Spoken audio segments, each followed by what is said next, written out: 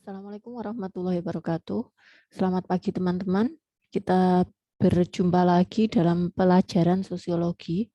Untuk ini adalah bab 2, kegiatan pembelajaran yang kedua mengenai bentuk-bentuk masalah sosial.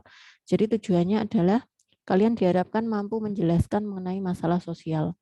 Bentuk-bentuk masalah sosial yang pertama adalah kemiskinan. Kemiskinan ini kondisi di mana seseorang tidak mampu memenuhi kebutuhan hidupnya sesuai dengan taraf atau standar kehidupan pada umumnya. Pada umumnya ini adalah di tempat di mana dia hidup. Bentuk-bentuk kemiskinan yang pertama adalah kemiskinan absolut. Kemiskinan absolut merupakan tahap di mana individu tidak sanggup untuk memenuhi kebutuhan pokoknya sekaligus kebutuhan mendasarnya untuk dapat menyambung hidup. Jadi kebutuhan pokok itu adalah kebutuhan yang berkaitan dengan sandang, pangan, dan papan. Nah, kemiskinan absolut ini terjadi ketika tiga kebutuhan itu tidak mampu dipenuhi. Contoh kemiskinan absolut ini mungkin dialami oleh orang-orang yang punya keterbatasan atau punya ini ya apa namanya? Ya itu tadi keterbatasan gitu, sehingga dia tidak mampu memenuhi kebutuhan sehari-hari. Yang kedua, kemiskinan relatif. Ini kemiskinan yang dialami seseorang ketika dia masih mampu memenuhi kebutuhan mendasarnya.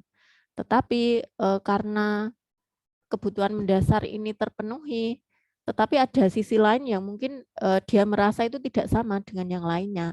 Jadi kemiskinan relatif itu lebih banyak dipengaruhi oleh pandangan individu. Yang ketiga, kemiskinan kultural merupakan kemiskinan yang terjadi karena adanya sikap dan unsur budaya masyarakat yang cenderung santai dan tidak mau memperbaiki taraf hidupnya. Jadi kemiskinan kultural ini lebih ke kemiskinan yang penyebabnya itu karena kondisi-kondisi kultural atau budaya, misalnya malas atau tidak mau bekerja keras.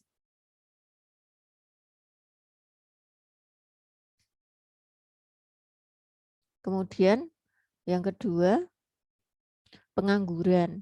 Jadi pengangguran ini adalah hal yang dialami oleh ketika seseorang itu termasuk dalam angkatan kerja, tetapi dia tidak mampu atau belum mampu menghasilkan uang. Angkatan kerja itu usia-usia produktif antara 20 sampai 50 tahunan ke atas gitu ya. Yang pertama adalah pengangguran terbuka. Jadi pengangguran terbuka itu terjadi ketika seseorang tidak memiliki pekerjaan. Yang kedua, pengangguran siklikal. Ini pengangguran yang terjadi karena adanya perubahan dalam kegiatan perekonomian negara. Jadi karena perekonomian suatu negara itu mengalami penurunan, sehingga banyak perusahaan yang mungkin mengurangi produksi dan terjadi PHK.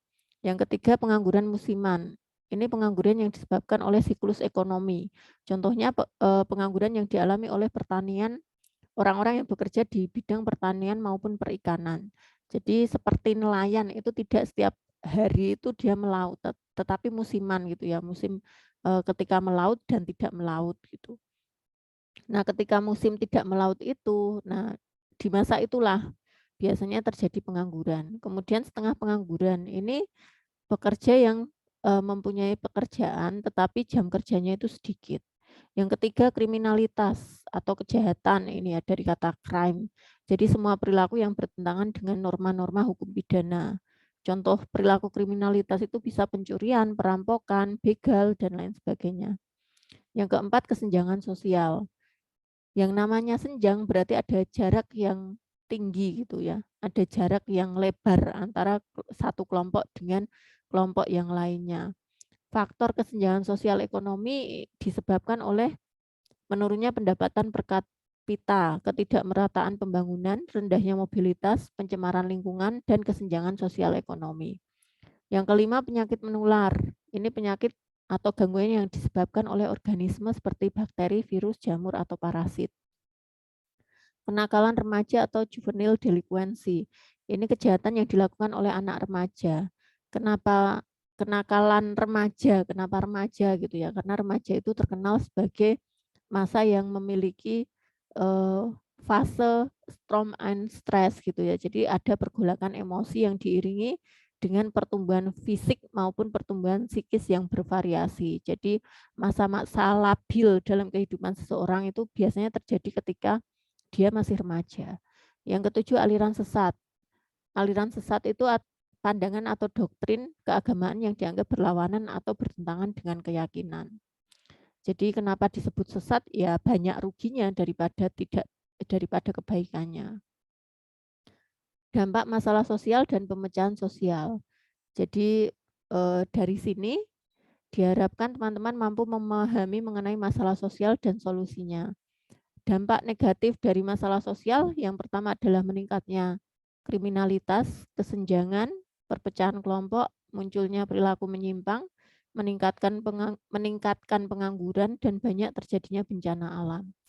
Dampak positif adanya masalah sosial, jadi meskipun ini masalah tetapi ada dampak positifnya. Yang pertama adalah munculnya nilai dan norma baru. Artinya ada aturan baru karena ada masalah. Gitu. Adanya upaya mewujudkan kesetaraan gender. Kesetaraan gender itu persamaan peran ya antara laki-laki dan perempuan. Jadi gender itu beda dengan jenis kelamin. Kalau jenis kelamin itu laki-laki perempuan gitu ya. Tapi kalau gender itu adalah peran yang dilakukan. Contoh peran gender misalnya di masyarakat kita, peran gender itu selalu diidentikan dengan perempuan adalah pengurus rumah tangga dan laki-laki adalah pencari nafkah. Itu gender gitu ya, gender yang dibentuk oleh masyarakat itu sendiri. Jadi yang namanya gender, dia itu dibentuk oleh masyarakat sendiri. Jadi kenapa laki-laki ini selalu harus mencari nafkah, yaitu karena pandangan masyarakat saja gitu loh. Jadi tidak mutlak seperti jenis kelamin. Kalau jenis kelamin itu ketika lahir sudah kelihatan ini laki-laki atau perempuan kayak gitu. Yang ketiga, diferensiasi struktural, perbedaan struktural, tingkat pendidikan formal yang semakin tinggi. Jadi kalau di tahun 80-an itu lulusan SMA itu masih sedikit, di tahun 90-an itu lulusan SMA itu sudah banyak, di tahun 2000-an itu hampir semua orang lulusan SMA, dan di tahun 2020-an itu hampir semua orang lulusan sarjana. Jadi ini menunjukkan tingkat pendidikan formal yang semakin tinggi. Meningkatnya penguasaan iptek, berkembangnya industrialisasi, kesadaran politik yang semakin tinggi, dan perlindungan terhadap kebebasan dalam kehidupan beragama. Nah, upaya pemecahannya, misalnya dalam mengatasi kenakalan remaja, ini bisa dilakukan dengan cara moralitas maupun abolisionalistis. Jadi kalau moralitas ini yang diperbaiki adalah moralnya gitu ya. Jadi melalui penyuluhan kesadaran hukum bagi anak dan remaja. Karena segala sesuatu perilaku yang kita lakukan kalau itu salah ya salah gitu. Artinya begini, kalau misalnya kita tidak memakai helm ketika mengendarai kendaraan bermotor. Itu perilaku salah walaupun kita melihat orang lain itu juga tidak memakai helm. Artinya kalau perilaku salah itu ya salah gitu loh di mata hukum. Kemudian pencurian, mencuri Rp500 dengan Rp500.000 itu sama-sama mencuri gitu ya, walaupun jumlahnya sedikit dan banyak gitu, tapi itu sama di mata hukum, mencuri gitu ya, artinya mencuri itu bisa dipasalkan. Makanya kita harus sadar hukum gitu, karena segala sesuatu yang kita lakukan saat ini semuanya itu bisa terpantau dengan hukum. Bahkan kalau misalnya teman-teman itu punya akun media sosial gitu ya, perlu teman-teman ketahui akun yang teman-teman pakai suatu saat kalau teman-teman itu melamar pekerjaan bisa saja diminta untuk dicantumkan, untuk dilihat gitu ya. Rekam jejaknya di media sosial itu seperti apa.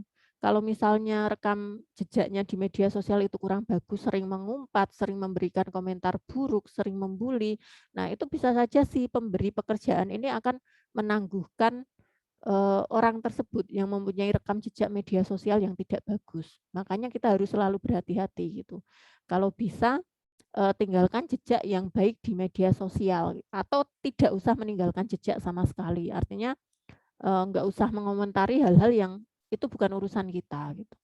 Yang kedua, kesenjangan sosial. Nah, upaya mengatasinya itu bisa jadi dengan meningkatkan keadilan gitu ya. Kemudian mengurangi pengangguran itu bisa dengan pembukaan lapangan kerja, peningkatan modal, kemudian menempatkan pencari kerja ke tempat yang sesuai, pelatihan, penyuluhan, dan training. Kemudian upaya penanggulangan virus COVID-19 ini karena penyakit menular ya, menyebabkan masalah sosial.